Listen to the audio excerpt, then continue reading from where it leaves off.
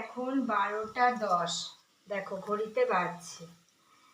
তো এখন আমার মেয়ে বলছে পাস্তা খাবো।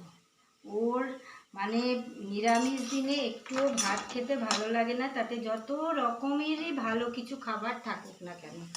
এই চল, শুধু শুধু এগুলো কেউ খায়?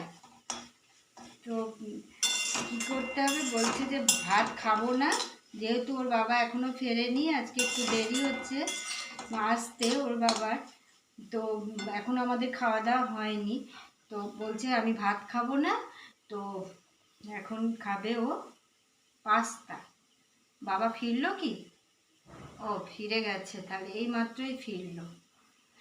তো এখন খাবে পাস্তা। তো এর মধ্যে দিয়েছি, এটাও বলে দিয়েছি যে দেখ ডিম পেঁয়াজ কিচ্ছু দিতে পারবো না, আজকে শনিবার। তো সেই যে উফ, তো এই যে বিনস দিয়েছি আর আলু আর কি দিয়েছি, গাজর, তো এটা দিয়েছি। আর এই যে পাস্তাটা সিদ্ধ করে দিয়ে দিলাম। আর ফুলকপি ছিল, কিন্তু ফুলকপিটা সকালবেলায় রান্না করে দিয়েছি, সেজন্য ফুলকপি আর নেই। তো এখন ওদের পাস্তা করে দেবো, দিচ্ছি, এরপরে ও খাবে। এর মধ্যে পাস্তাটা হয়ে যাক, একটু সস দিয়ে দেবো। চলো, তোমরা সুস্থ থেকো, ভালো থেকো।